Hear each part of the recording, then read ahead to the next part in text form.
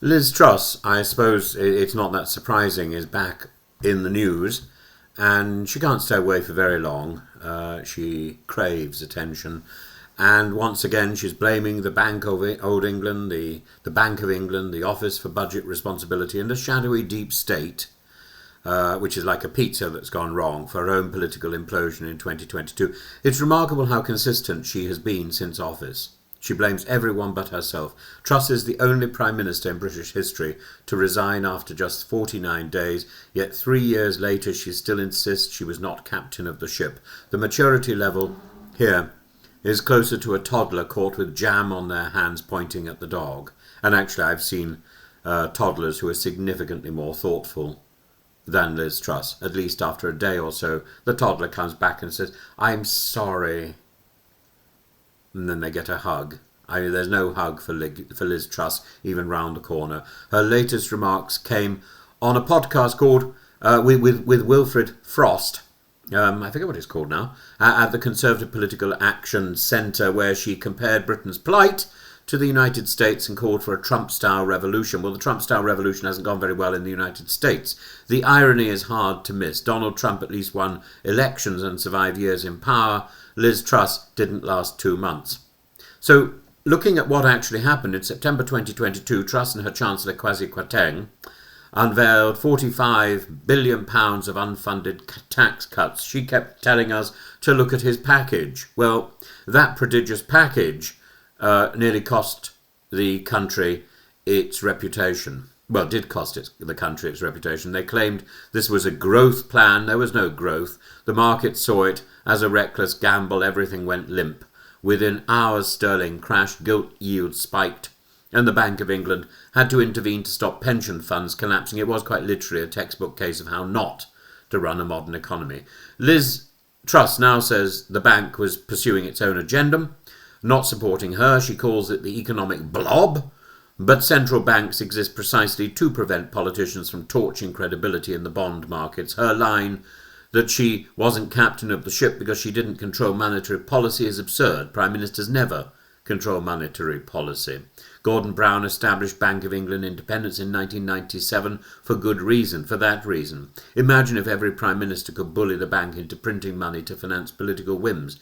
Inflation would destroy savings overnight. Yet, her rhetoric matters because she is not just relitigating the past. She claims Britain is in a worse state now than under her. Well, that's because of her. And she warns of calamity under Keir Starmer and Rachel Reeves, and she's right to do that.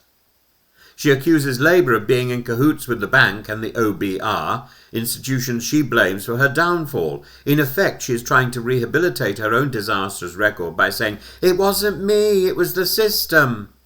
But let's compare. Under Truss, mortgage rates spiked in days, markets panicked and Tory MPs revolted. Under Reeves, borrowing costs are high, yes, but driven by global conditions and Trump's tariffs. Crucially, the markets have not yet lost confidence in Britain. No gilt crisis, no run on pensions, no Prime Minister toppled by her own backbenchers.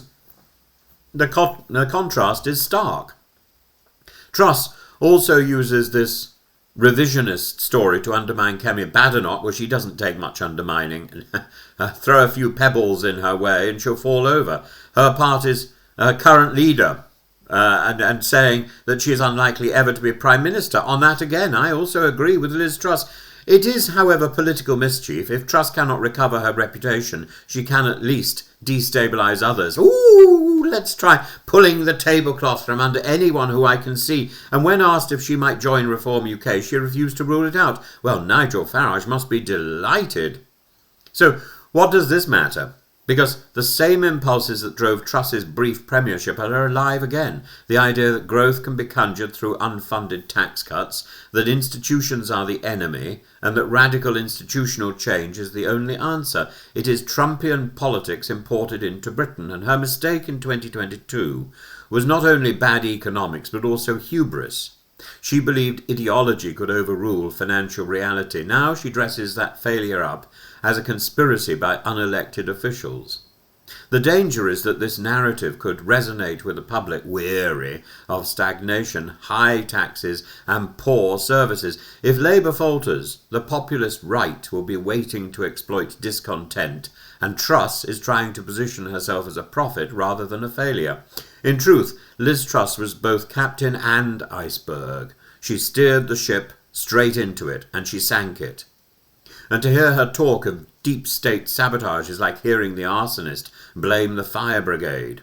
Britain should treat her warnings with caution, not because she is right, but because she reveals just how fragile our political debate has become, and the only reason she survives to chatter away and to witter away at the moment is because Rishi Sunak managed to bring that boat back round and steer it back into a relatively steady course, into less choppy waters, and Starmer has turned it back again. Starmer and Reeves, their stupidity, has turned it back. We're circling that iceberg, to continue the metaphor. But, you know, it's not as bad as it was. Well, it's possibly worse, but we don't have Liz Truss in charge. That, I suppose, should make us breathe a sigh of relief. And just in case we forget what Liz Truss is like, she's here on the news today, just to remind us of how much worse it could have been.